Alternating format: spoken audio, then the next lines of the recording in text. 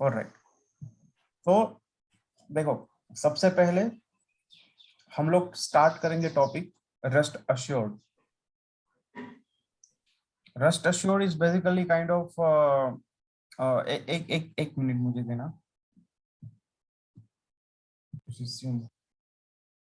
Okay, so basically for API point of view हम लोग rest assured एक kind of tool है, उससे ज्यादा कुछ नहीं है. टूल है, ऑटोमेशन का एक टूल है, एपीआई ऑटोमेशन का. तो वो हम एक्सप्लोर करेंगे. But before jump into rest assured, पहले थोड़ा बैकग्राउंड ले लेते हैं कि भाई है क्या API, why it is, what it is and how it is. ठीक है, तो सबसे पहले व्हाट. तो देखो API it's an application programming interface. एक प्रोग्रामिंग इंटरफेस है. प्रोग्रामिंग इंटरफेस मतलब एक ऐसा इंटरफेस, मतलब समझो इंटरफेस इट समथिंग लाइक, जैसे आप कार ड्राइव कर रहे हो तो स्टीयरिंग इज योर इंटरफेस, की is your interface, through that you can operate your car. तो वैसे ही एक काइंड ऑफ एक इंटरफेस है, through that you can send the data, receive the data from backend.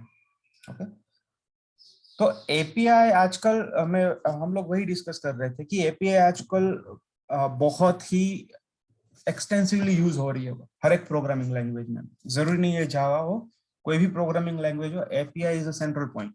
क्यों अभी ऐसा क्यों हो गया सडनली कि अब सारी प्रोग्रामिंग में एपीआई यूज होने लगे. बट पहले के एक्चुअली डिजाइनिंग कैसे थे एप्लीकेशंस के कि वो सब टाइटली बाउंड थे. Tightly bound in terms of front end and back and एक दूसरे के साथ टाइटली बाउंड थे.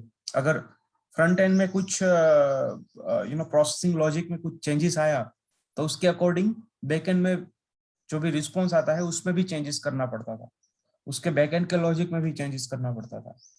सिमिलर वाइस वर्सा, अगर बैक एंड के लॉजिक में कुछ चेंज हुआ, बैक एंड का कुछ भी कोड अपडेट हुआ या कुछ लॉजिक अपडेट हुआ या नया ऐड किया, तो अकॉर्डिंगली फ्रंट एंड साइड भी कुछ चेंज करना पड़ता था. और पहले के साथ डायरेक्टली फ्रंट एंड कम्युनिकेट कर रहा था बिजनेस लॉजिक के साथ, एंड वो बिजनेस लॉजिक प्रोसेस करके वो डेटाबेस के साथ कम्युनिकेट कर रहा था. तो ये सब kind of legacy programming system थे. बट अभी मॉडर्न प्रोग्रामिंग सिस्टम के अंदर सब माइक्रो सर्विस बेस्ड आर्किटेक्चर आ गया.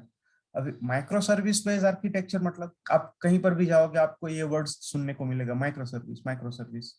ठीक है, तो माइक्रो सर्विस बेस्ड आर्किटेक्चर मतलब वो कि इट एक्सेप्ट द डेटा. जो पूरा एप्लीकेशन होता है वो पूरा एप्लीकेशन को, हर एक फीचर को एज अ एक मॉड्यूल के अंदर डिवाइड कर देते हैं. फॉर एग्जांपल अपनी एक एप्लीकेशन है admin school management system for example, तो एडमिन पैनल एक अलग मॉड्यूल है, एक अलग प्रोजेक्ट है. अटेंडेंस सिस्टम इज एक अलग प्रोजेक्ट है. वैसे ही एक टीचर का जो भी मॉड्यूल है वो एक अलग सिस्टम है, अलग प्रोजेक्ट है. अभी वो प्रोजेक्ट क्या करेगा, it accept the input, process, जो भी इनपुट आया उसके ऊपर प्रोसेस करेगा एंड आउटपुट प्रोड्यूस करेगा. Input, processing and output. तो इनपुट जो आया वो क्या होगा, कहीं और कोई और मॉड्यूल से इनपुट आएगा एज अ जेसन फॉर्मेट और एज अ एक्सएमएल फॉर्मेट और एज अ टेक्स्ट और व्हाटएवर जो भी फॉर्मेट डिसाइड किया हुआ है. तो एज अ इनपुट आएगा मॉड्यूल के पास, वो मॉड्यूल प्रोसेस करेगा, प्रोसेस करने के बाद वो आउटपुट देगा. तो यूजुअली क्या होगा कि सब पीसीज एज अ स्कैटर्ड होंगे, अलग अलग एज अ प्रोग्राम होंगे. फिर क्या करेंगे, उसको सब क्लब कर देंगे ताकि एक पूरा एप्लीकेशन बने. अभी ये सब करने का फायदा क्या, ये सब करने का ये फायदा है कि कल उठ के कुछ कोई भी एक मॉड्यूल के अंदर चेंजेस आया तो उसी मॉड्यूल के अंदर चेंज होगा. और सबको पता है कि हाँ सर्टेन ये काइंड ऑफ ही इनपुट आएगा, तो वो काइंड ऑफ हम एक उसको मॉक भी कर सकते हैं. अगर टेस्टिंग पॉइंट ऑफ व्यू से अगर देखें तो वो पर्टिकुलर मॉड्यूल में जो भी चेंजेस आया उसको मॉक करो, मॉक करने के बाद वो मॉड्यूल को सेपरेटली टेस्ट कर लो एंड देन इंटीग्रेट टेस्ट कर लो. तो things will become very easy, testing effort थोड़ा कम हो जाएगा. बट ऐसे पूरा एक project as a giant project है जिसके अंदर समझो कि ये एक काइंड ऑफ है कि ये एडमिन मॉड्यूल है, ये अटेंडेंस मॉड्यूल है, ये टीचर का एक मॉड्यूल है. तो अगर मैंने ये पैकेज के अंदर चेंजेस किया तो अल्टीमेट क्या हुआ, ये प्रोजेक्ट के अंदर ही चेंज हुआ ना. तो in that case we have to execute regression, क्योंकि प्रोजेक्ट के अंदर चेंज है और काफी सारे रिस्क फैक्टर भी बढ़ जाएंगे। तो ऐसे अभी सब जो एप्लीकेशन है वो माइक्रो सर्विस बेस्ड आर्किटेक्चर हो रहे हैं, एंड इन दैट केस जो डेटा इधर से उधर हो रहा है it travel through the API, कि एपीआई के अंदर आप अपना डेटा एक्सपोज कर दो, वो डेटा प्रोसेसिंग होके दूसरे एप्लीकेशन के पास जाएगा। तो सब जब जहां पर भी आप देखो कि माइक्रो सर्विस बेस्ड आर्किटेक्चर है, वहां एपीआई होगी ही होगी। एपीआई ही ये सब प्रोसेस करती है, डेटा लाने ले जाने का, डेटा का जो ट्रांसपोर्ट है वो ट्रांसपोर्ट एपीआई ही करेगी।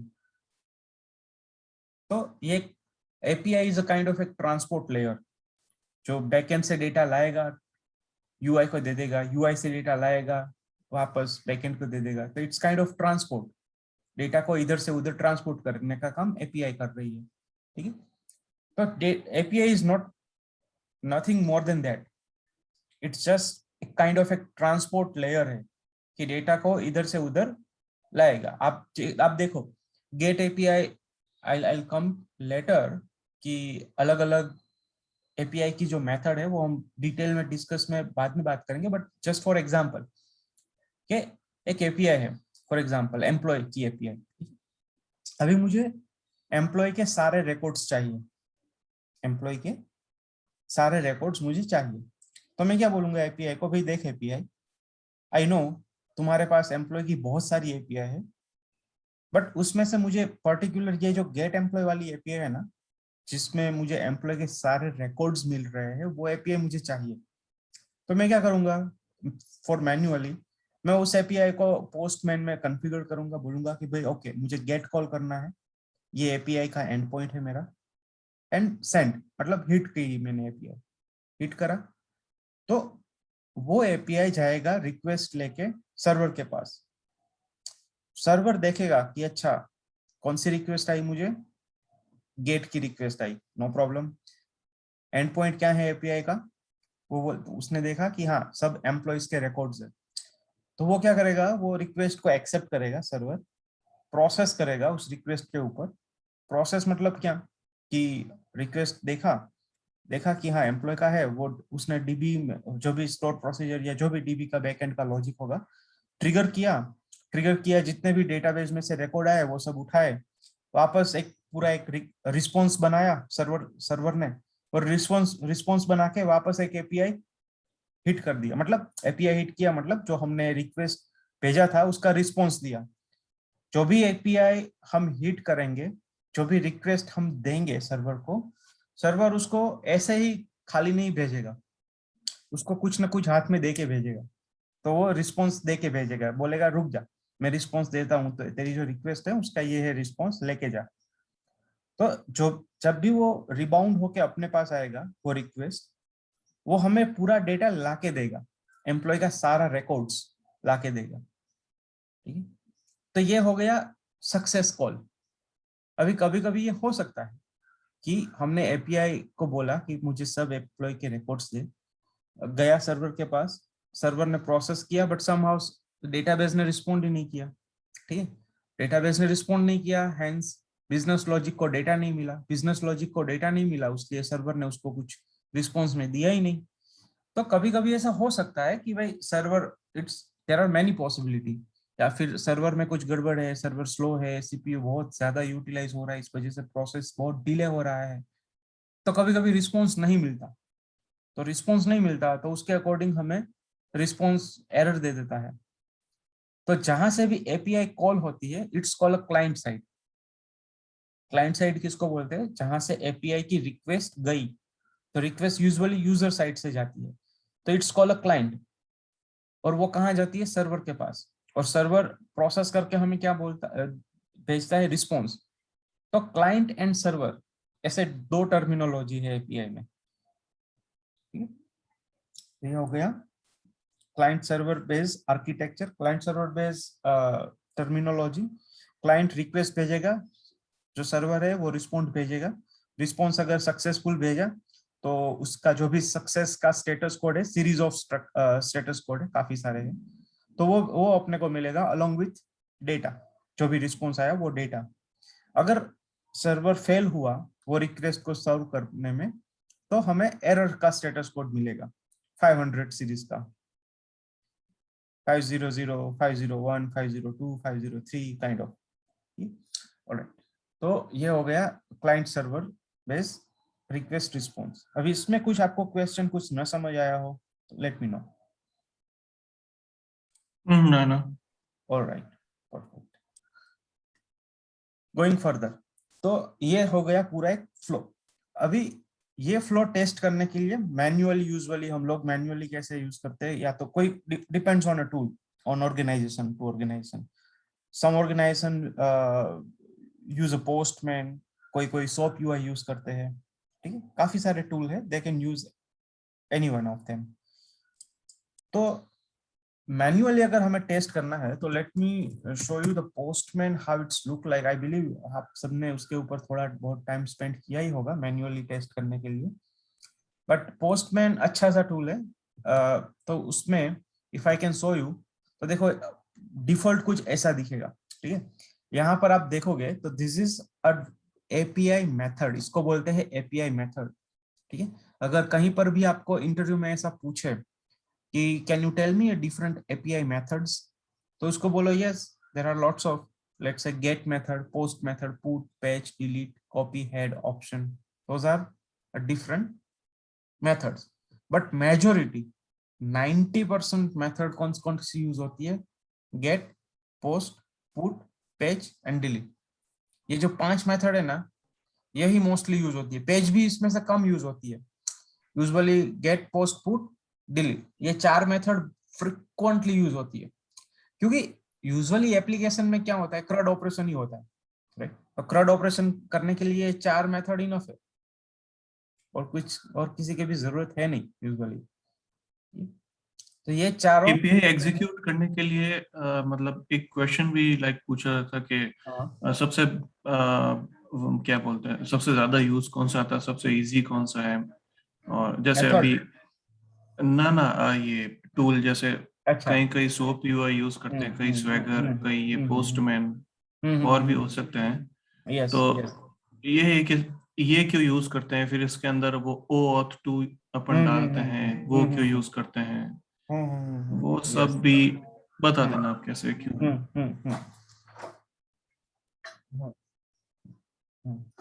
ओके। तो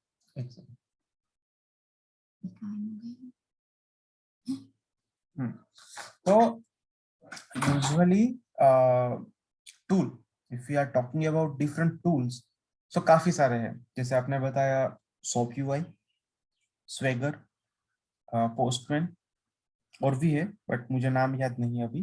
तो ये तीनों के अगर हम बात करें तो सोप यूआई है ना, वो बहुत पुराना टूल है, इट्स टू ओल्ड। और जब एपीआई आर्किटेक्चर इतना पॉपुलर नहीं था तब तब से है सोप यूआई। और सोप यूआई जो है वो अभी जो नया सोप यूआई का वर्जन आया, that is I I believe वो जेसन को भी सपोर्ट कर रहा होगा, I am not sure. But पहले कैसा था कि SoapUI is only supported to XML. अभी okay, what is XML JSON, थोड़ा और बैक में जाता हूँ मैं। अभी जब भी अगर हम बात करें एपीआई की, ठीक है, तो एपीआई में अगर हम बात करें रिक्वेस्ट या रिस्पॉन्स, दोनों में से कोई भी, तो वो दो चीजें सपोर्ट करता है। मेजोरिटी 99% केस में ये दो फॉर्मेट ही होते हैं, आइदर एक्सएमएल फॉर्मेट और जेसन फॉर्मेट, ठीक है। एज अ बॉडी, अगर आप पोस्ट कॉल कर रहे हो तो भी आपको बॉडी देनी पड़ेगी, अगर आपको रिस्पॉन्स आ रहा है तो भी वो रिस्पॉन्स बॉडी आएगी, रिक्वेस्ट बॉडी, रिस्पॉन्स बॉडी। तो काइंड ऑफ बॉडी जो है वो दो चीजों को सपोर्ट करती है, या आइदर एक्सएमएल और जेसन।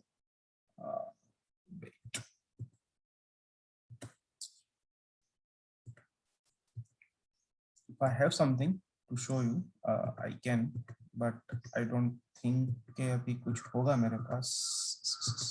पोस्ट में आएगा बॉडी तो, बॉडी पोस्ट में आएगा, बट उसमें से रॉ करके मालूम पड़ जाएगा। मेरे पास, मैं वही रॉ करना। कॉल नहीं नहीं नहीं, अभी मैं ऐसा कोई कॉल ढूंढ रहा हूँ जहां पर, जस्ट मिनट, ये गेट कॉल है ना। तो ये देखो, हाँ एक्चुअली ये बता रहा था। तो डिफरेंट काइंड ऑफ फॉर्मेट आएंगे। कितने फॉर्मेट आते हैं? JSON format, XML format, HTML format, text format. ये 4 फॉर्मेट अभी फिलहाल है, ठीक है। इन फ्यूचर यामल फॉर्मेट भी आ सकता है, बट अभी नहीं है, ठीक है। बट मेजोरिटी ये 2 फॉर्मेट ही होते हैं, एक्सएमएल या जेसन। और अभी करंटली जो मॉडर्न एप्लीकेशन सब बन रही है उसमें सब जेसन फॉर्मेट ही होते हैं। क्यों? Because Jason is a more light weight, number 1। Number 2, ये कॉन्ट्रैक्ट के लिए बहुत ही अच्छा फॉर्मेट है, क्योंकि majority application for handshake JSON format he adopt करती है। मतलब जो भी नया प्रोग्राम बनता है ना, उसमें mostly JSON format data accept करता है और प्रोड्यूस करता है। और इस केस में अगर हमने भी अपना डेटा प्रोड्यूस जेसन फॉर्मेट में करते हैं, तो जो डेटा हम प्रोड्यूस करते हैं वो डेटा अगर कि कोई और एप्लीकेशन के साथ हमें इंटीग्रेट करना है, और वो और एप्लीकेशन भी अगर जेसन को ही सपोर्ट कर रही है, तो अपना हैंडशेक बहुत इजीली हो जाएगा। अगर हम एक्सएमएल सपोर्ट कर रहे हैं, प्रोड्यूस कर रहे हैं, और सामने वाली एप्लीकेशन जेसन एक्सेप्ट कर रहा है, तो फिर अपना एक्सएमएल और उसका जेसन, तो फिर कैसा है, वो एक पार्स यूटिलिटी बीच में लिखना पड़ेगा जो एक्सएमएल को जेसन में पार्स करे, और वो खामखा एक लेयर बढ़ जाएगा। तो जेसन अभी ग्लोबली मोस्ट एप्लीकेशन एक्सेप्ट कर रही है एज अ हैंडसेट डेटा। तो इस वजह से जेसन फॉर्मेट ही सबसे ज्यादा यूजफुल है, और लाइट वेट भी है ओवर द नेटवर्क। ये बहुत स्पीड में जाता है और ये इजीली भी पार्स हो जाता है। तो दैट्स व्हाई अभी सारी एप्लीकेशन जेसन ही यूज करती है। अभी वो सोप यूआई जो है अभी उतना फ्रीक्वेंट यूज नहीं होता है, soap UI tool. The reason is that I believe it's not supporting JSON, वो एक्सएमएल को ही सपोर्ट कर रहा है। अभी नया वर्जन जो आ गया अभी, आई डोंट नो बिकॉज मैंने उसको कभी यूज नहीं किया है, तो अभी उसका लेटेस्ट वर्जन कौन सा है मुझे पता नहीं है। अगर वो लेटेस्ट वर्जन में वो फॉर्मेट सपोर्ट कर रहा है, then I am not sure, but older version में वो नहीं कर रहा था। If we talk about the postman, this is most common use tool, क्योंकि इसके अंदर बहुत सारे एपीआई को हिट करने के अलावा, जैसे मैंने ये एपीआई हिट किया, उसके अलावा और भी सारे बहुत सारे फीचर है। फॉर एग्जांपल ये देखो, यहाँ पर मैंने एक बेस यूआरएल दिया है, ठीक है। अभी बेस यूआरएल ये किसका है? मेरे क्यूए एनवायरनमेंट का है। अगर ये मैंने एनवायरनमेंट यहाँ से चेंज किया, तो अभी ये यूआरएल कौन सा हो गया? डेवलपमेंट एनवायरनमेंट का। यहाँ से मैंने चेंज किया तो ये एनवायरनमेंट, ये यूआरएल किसका हो गया? परफॉर्मेंस एनवायरनमेंट का। तो यहाँ से मैं ऐसे अलग अलग पूरा मेरा कॉल में डायनेमिक बना सकता हूँ, एनवायरनमेंट ऐसे सेव कर सकता हूँ। अगर ये पूरा मैंने एक शूट बनाया है, इस शूट के अंदर बहुत सारे एपीआई कॉल्स है, अगर इसको मुझे शेयर करना है किसी के साथ, आई कैन शेयर इट। तो बहुत सारे फीचर है, not only just executing API, it has a lots of call. और साथ में अगर आपने सब एपीआई कॉल यही सब सेव किए हैं, और एज अ ऑटोमेशन आपको इसको यूज करना है, ये सूट को, इस सूट को 36 रिक्वेस्ट है इसके अंदर, ठीक है। अगर अभी समझो एप्लीकेशन में कुछ छोटा सा चेंज हुआ और मुझे 36 और 36 एप्लीकेशन मतलब सब रिक्वेस्ट एग्जीक्यूट करनी है, तो सीधा सीधा मैं यहाँ से रन कर सकता हूँ उसको। किधर से? हाँ, रनर से, ठीक है। तो रनर में मैं बोल दूंगा कि भाई देखो रनर, मुझे ये पूरा मेरा जो शूट है इसको रन करना है। ओके, कौन सा एनवायरनमेंट के ऊपर? ये एनवायरनमेंट के ऊपर पहले एक इटरेशन, ये मतलब 0 डिले या न रखू ये मेरे रिक्वायरमेंट के ऊपर डिपेंड है। और सीधा मैं इसको अगर रन करूंगा तो मेरे सब कॉल्स यहाँ पे रन हो जाएंगे। तो it's also treated as a automation. एक बार मैंने यहाँ पे लिख दिया तो फिर खत्म। फिर जब भी मुझे एग्जीक्यूट करना है, सिंपली एग्जीक्यूट। अगर कोई नया कॉल मुझे यहाँ पे रखना है, मैं एक बार मैन्युअली, तो वैसे भी ऑटोमेशन करने से पहले मैन्युअली एक बार तो टेस्ट करना ही पड़ेगा, तभी हमें पता चलेगा इसको ऑटोमेशन कैसे शेप दे सकते हैं। तो मैंने यहाँ पे वो मैन्युअली टेस्ट करने के टाइम पे सेव कर दिया, और फिर सीधा जब भी चाहे मैं इसको एग्जीक्यूट कर दूंगा। तो it's also treated as a automation. तो it's very easy to use. Use करने के बाद हम फर्दर यूज भी उसको कर सकते हैं। और भी बहुत सारे फीचर है पोस्टमैन के। तो ये मोस्ट कॉमन यूज टूल है ओवर द ऑर्गेनाइजेशन। और स्वेगर, स्वेगर बेसिकली दो चीजें है स्वेगर का। स्वेगर जो टूल का जो इंट्रोड्यूस हुआ, it is because of as a documentation. It's introduce as a documentation, it's not introduce as a tool of executing API, उसके लिए वो इंट्रोड्यूस नहीं हुआ था। क्यों एज अ डॉक्यूमेंट क्यों वो एग्जीक्यूट आई मीन इंट्रोड्यूस हुआ था? Because just give me 1 minute.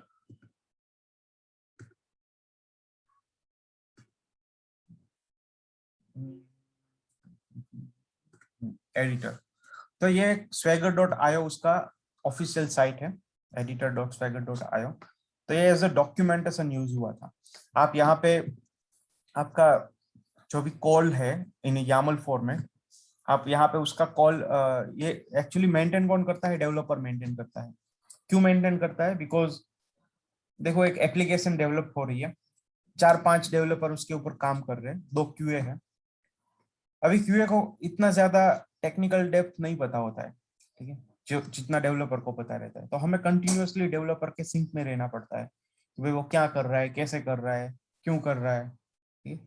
तो if you talk in terms of API, तो 4 या 5 डेवलपर जो काम कर रहे हैं, 5 डेवलपर, वो हर एक डेवलपर एक एक अलग अलग एपीआई के ऊपर काम कर रहे हैं। तो अभी बार बार हमें क्या है, उसको पूछना पड़ेगा, इसको पिच करना पड़ेगा कि भाई ये क्या, ये एपीआई कौन सी है, वो एपीआई कौन सी है, इसमें कैसे मुझे एपीआई एग्जीक्यूट करनी है, रिक्वेस्ट का पेलोड क्या होगा, रिस्पॉन्स किस फॉर्मेट में आएगा, कौन कौन से हेडर पास करने हैं। तो बार बार उसके टच में हमें मतलब उसको डिस्टर्ब करना पड़ेगा। हमें, हमारे पास भी कोई ऑप्शन नहीं। तो to avoid such kind of disturbance और avoid such kind of practice, ये डॉक्यूमेंट एक पिक्चर में आ गया। ये तो हो गया क्यूए एंड डेवलपर का सीन, ठीक है। वैसे ही अगर ये एपीआई किसी और टीम को हमें देनी है, फॉर एग्जांपल मोबाइल, एक अपना एक वेब टीम है और एक मोबाइल डिवाइस का टीम है, दोनों का बैक एंड कॉमन है और फ्रंट एंड 2 है, एक मोबाइल डिवाइस का, एक वेब यूआई का है। तो एपीआई तो एक टाइम ही एक्सपोज होगी बैक एंड में, ठीक है। तो वही एपीआई यूज कौन करेंगे? यूआई वाले करेंगे और मोबाइल वाले भी करेंगे, दोनों लोग एपीआई को यूज करेंगे, सेम एपीआई को। तो एपीआई एक बार लिख दिया तो वो वेब जो यूआई टीम है वो भी उसको बैकएंड वाले डेवलपर को बार बार आके पूछेगी कि भाई ये एपीआई का क्या है, कैसे करना है, कैसे पार्स होगा data, because based on the feedback they will implement their own logic. वैसे ही मोबाइल का, तो ऐसे बहुत सारी डिपेंडेंसी होती है बैकएंड प्रोग्रामिंग के ऊपर। तो to avoid such kind of practice, एक डॉक्यूमेंटेशन बना दिया कि भाई देखो ये डॉक्यूमेंटेशन है, this document will tell us कि भाई देखो कितनी कितनी एपीआई है, एपीआई को कैसे एग्जीक्यूट, मतलब ये एपीआई का इसको बोलते हैं and point, this is the end point, ठीक है। तो ये एपीआई का एंड पॉइंट है। इसका पर्पस क्या है? इसका पर्पस है बेसिकली वर्जन को चेक करना कि भाई कौन सा वर्जन है। ये गेट का कॉल है, उसके अगर अंदर कुछ हेडर होता, पैरामीटर्स होता, तो यहाँ पर पैरामीटर होता। इसका यहाँ पे बोला है कि भाई अगर सक्सेस एग्जीक्यूट हुआ तो उसका स्टेटस कोड क्या आएगा, उसका रिस्पॉन्स, ये काइंड ऑफ एक स्कीमा है, जेसन का schema. This is a Jason schema. Jason always ये कर्ली ब्रेसिस से स्टार्ट होता है, कर्ली ब्रेसिस से एंड होता है।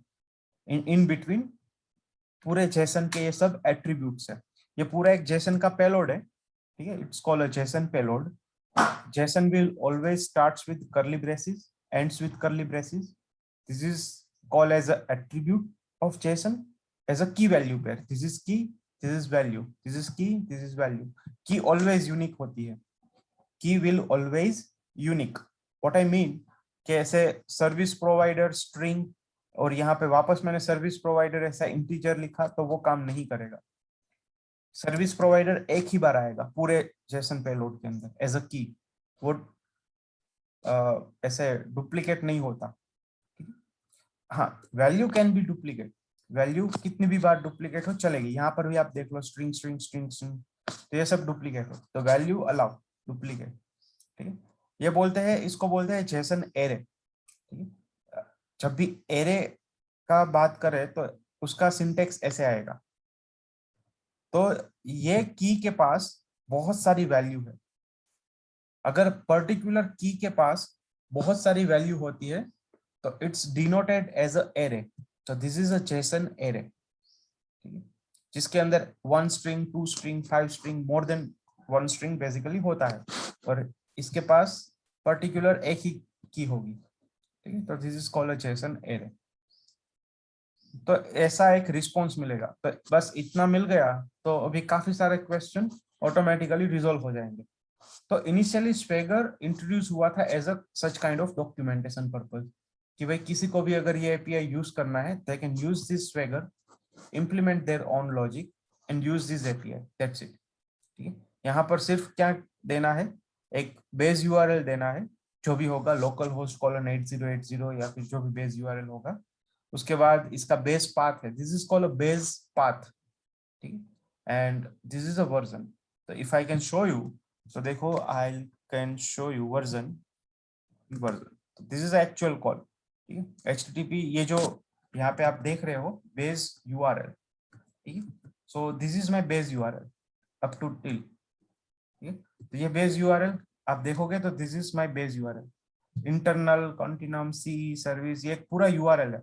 आगे HTTP कॉलन ये मैंने अलग से स्टैटिक लगा दिया है, और ये डायनेमिक रहेगा based on to the selection. यहाँ से जो भी एनवायरनमेंट सिलेक्ट करूंगा उस एनवायरनमेंट के अकॉर्डिंग यूआरएल चेंज होता जाएगा। तो this is my base URL. उसके बाद this is my base path. ठीक है, बेस पाथ, तो ये पाथ सब में कॉमन आएगा। ये देखो वर्जन का एपीआई है तो उसमें भी ये रहेगा। अगर मैं कोई भी एपीआई लूं ये वाला सेम ही रहेगा, इट विल नॉट चेंज। ठीक है, तो बेस पाथ और बेस यूआरएल सेम ही रहेगा अक्रॉस ऑल एपीआई, इसलिए यहाँ पे उसने दोनों कॉमन दे दिए। अभी उसके बाद यहाँ पे देखो ये अपना एंड पॉइंट है, यहाँ पर हेल्थ का एंड पॉइंट है, यहाँ पर एंड पॉइंट चेंज हो गया, ये एंड पॉइंट चेंज हो गया।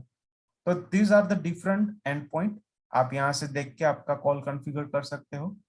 ठीक है, पोस्ट का कॉल अगर मैं देखूँ तो this is our post call where we can specify parameter. ठीक है, ये पैरामीटर का आईडी है और ये उसका वैल्यू है। This is ID, this is a value, ये आईडी है, ये आईडी है, मतलब की है इन इन इन शॉर्ट, पैरामीटर की की एंड इट्स वैल्यू। अगर इसको हमें यहाँ से लेटर ऑन ये भी एक फ्लेक्सिबिलिटी दे दिया कि कोई भी यूजर यहाँ से एपीआई एग्जीक्यूट कर सकता है।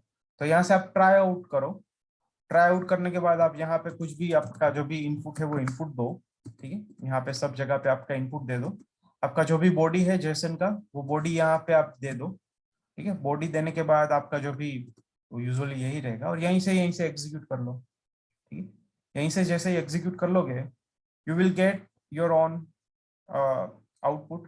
करेक्ट, तो सिर्फ आपको ये इतना ही कॉन्फ़िगर करना है बेस यूआरएल, आप जो भी एनवायरनमेंट के ऊपर एग्जीक्यूट करना है आप यहाँ से वो कर लो। ठीक, अभी आप देखोगे तो वो भी यहाँ से आपको मिल जाएगा बेस यूआरएल, आई बिलीव यहाँ पे मिलना चाहिए।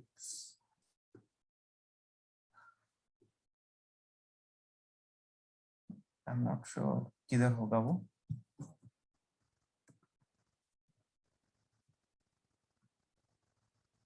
बेस पाथ,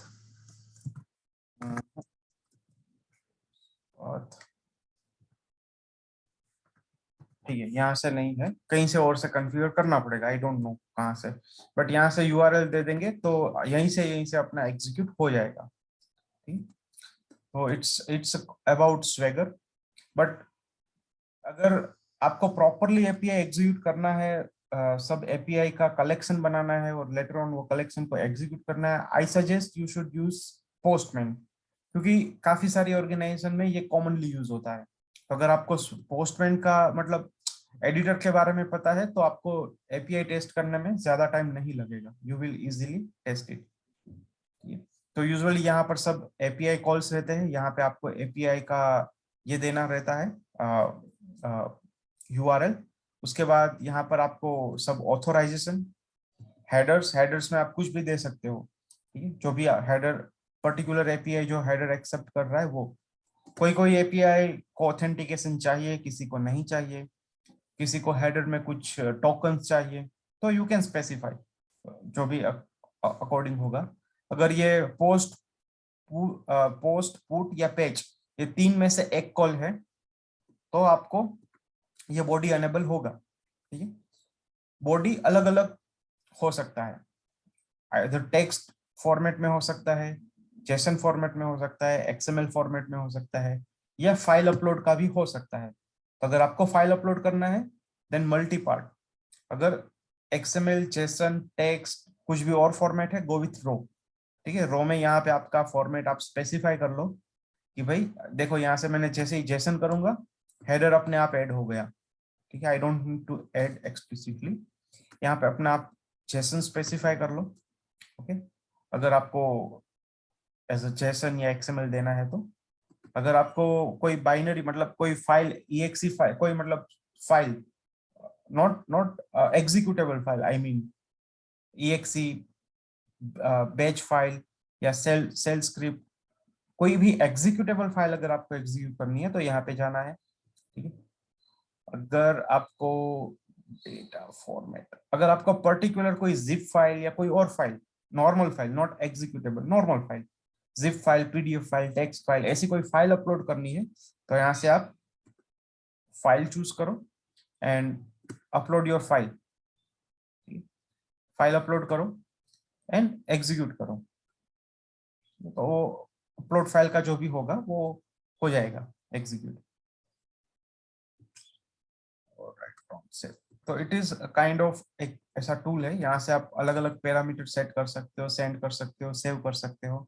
अगर ये API मुझे किसी के साथ शेयर करनी है, फॉर एग्जांपल ये API मुझे शेयर करनी है, तो this is my curl operation, ये पूरा मैं शेयर कर सकता हूँ। तो पावर शेल या अगर लिनक्स है तो टर्मिनल के ऊपर ये एग्जीक्यूट करोगे तो ये API एग्जीक्यूट हो जाएगी विदाउट एनी टूल, सीधा कमांड लाइन से। तो this is all about this postman, जहां से हम मैन्युअल टेस्टिंग कर सकते हैं। अगर हम बात करें ऑथेंटिकेशन की, तो there are different authentication mechanism. पहला, username and password, usually कभी कहीं कहीं यूजर नेम और पासवर्ड सिंपली होता है, तो उस केस में आपको यहाँ पर एज अ हेडर में यूजर नेम और पासवर्ड देने रहते हैं usually.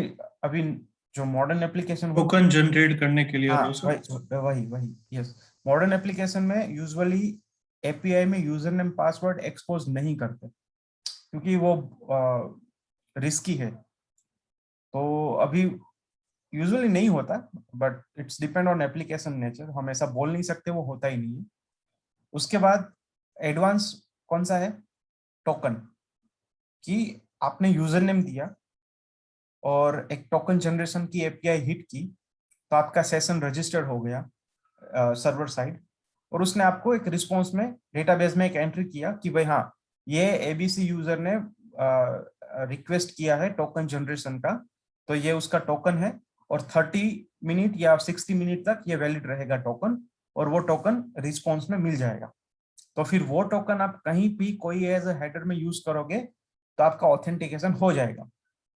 This is something advance rather than user name and password. तो ये रहता है। तो अगर 60 सेकंड होने के बाद वो टोकन तो हो जाएगा एक्सपायर, तो कहीं कहीं कैसा है, रिफ्रेश टोकन का भी API होता है कि भाई रिफ्रेश टोकन में आप क्या करो, वो यूजर नेम दो, वो टोकन दो जो अभी आपके पास है, एज अ हेडर में दिया आपने, और वापस वो रिफ्रेश टोकन का API हिट करो, तो फिर वो सर्वर क्या देखेगा, वैलिडेट करेगा कि हाँ, ये ABC यूजर के सामने ये टोकन था पहले जो यूजर ने भी हेडर में दिया है।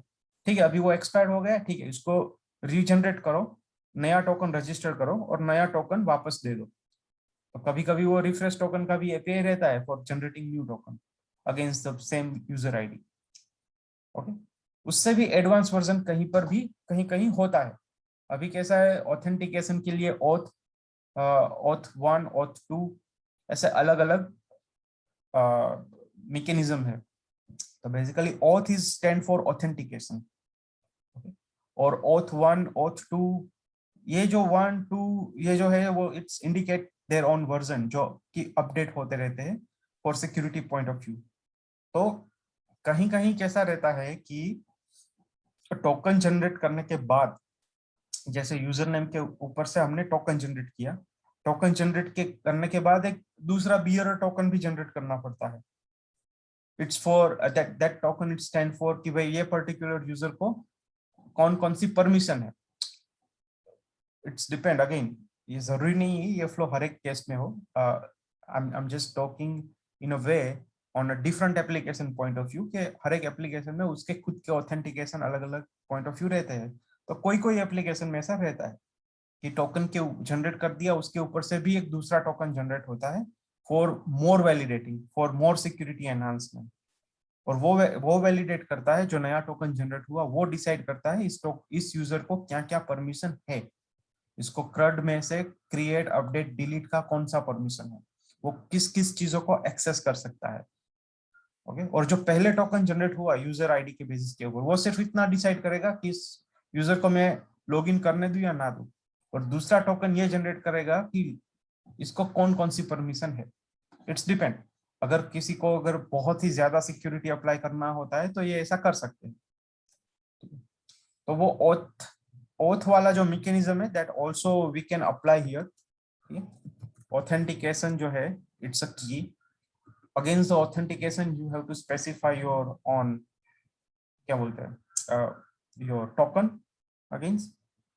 If I can show you one, मैं आपको एक एपीआई दिखाता हूँ where you can see, get का नहीं, पोस्ट का। सी, तो ऑथोराइजेशन, ठीक है, ऑथोराइजेशन के अंदर ये बियरर एक सॉरी, ये जो आप टोकन बात कर रहे थे ना, तो this is my user ID, email ID. उस ईमेल आईडी के बेसिस के ऊपर मुझे ये टोकन मिला, ठीक है। तो ये टोकन डिसाइड करेगा कि इस यूजर को मैं लॉगिन करने दूं या ना दूं। ओके, तो ये टोकन के बेसिस के ऊपर जो मुझे एक दूसरा टोकन मिला, and this token will validate कि भाई इस यूजर को कौन कौन सी परमिशन है। There is one recently introduce one mechanism, मैं भूल गया यार उसका नाम, मैं नाम भूल गया। ये टोकन आप कॉपी करोगे ना और उसके वेबसाइट के ऊपर आप जाओगे, तो ये टोकन आपको वैलिडेट करके देगा वो वेबसाइट, और आपको दिखाएगा कि ये यूजर को कौन कौन सी परमिशन है। JWT token, I believe.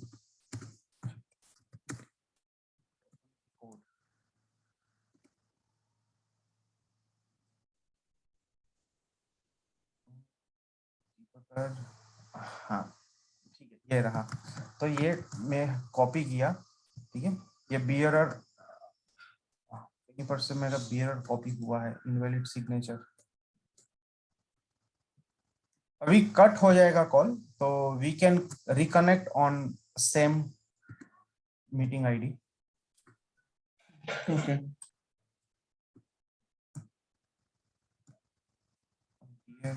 Not pad, હું હવે કાલે જ કનેક્ટ કરીશ, ચાલશે ને? ચાલશે ચાલશે। હા એપીઆઈ તો કાલથી જ કનેક્ટ કરશું, એપીઆઈ તો કાલથી જ ચાલુ કરશું, આજે જસ્ટ થોડું બેકગ્રાઉન્ડ।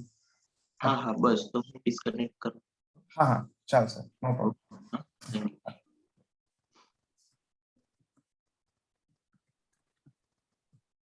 Yes, it's valid. तो सी, ये जो हमने टोकन दिया, तो वो टोकन के अगेंस्ट उसने दिखाया कि भाई देखो यूजर आईडी कौन सा है, पार्टनर कौन सा है, कर देता हूँ। तो अभी जो मॉडर्न एप्लीकेशंस जो सब हो रही है, नए माइक्रो सर्विस बेस्ड आर्किटेक्चर हो रहे हैं, उसमें ये JWT टोकन्स बहुत ही अभी करंटली यूज होने लगा है। And this token is for validating the permission, कि ये यूजर को क्या क्या परमिशन है।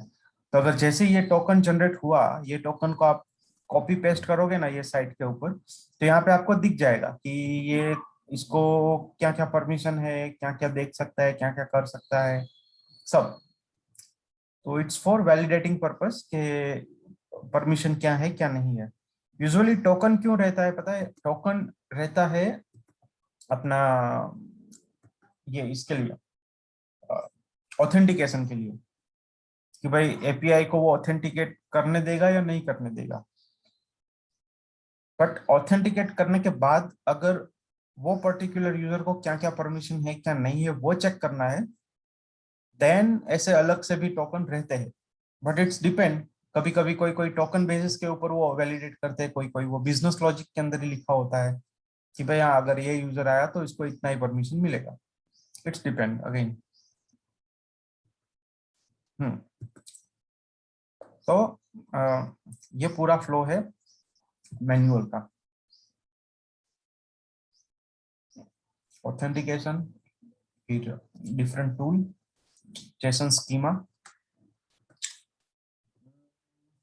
बाद व्हाट एल्स, ये अलग अलग टोकन्स देखें। अभी रेस्ट एपीआई हम लोग स्टार्ट करने के लिए what I am thinking for prerequisite में सिर्फ इतना ही है कि जेसन का स्ट्रक्चर आपको पता होना चाहिए कि भाई हाँ okay what Jason structures look like, कि जेसन एरे क्या, जब भी अभी हमने डिस्कस किया ना जेसन एरे इट्स एट्रीब्यूट की वैल्यू, तो वो पूरा था जेसन का स्कीमा, और पूरा एपीआई रिक्वेस्ट रिस्पॉन्स के बेसिस के ऊपर काम करेगा। तो जैसे बहुत सारे टूल है इसको ऑटोमेट करने के लिए, soap UI is one of them, वो भी एक है टूल। उसके बाद ये रेस्ट अश्योर्ड है, फिर जावा एचटीटीपी क्लाइंट लाइब्रेरी है, फिर कराटे है, और भी काफी सारे टूल है कि जो एपीआई को ऑटोमेट करते हैं, ठीक है। बट ये जो जावा एचटीटीपी क्लाइंट लाइब्रेरी है ना, दैट इज अ कोर, मतलब ये जो रेस्ट एश्योर्ड है ना, वो रेस्ट एश्योर्ड भी जावा एचटीटीपी क्लाइंट लाइब्रेरी को ही यूज करता है इंटरनली।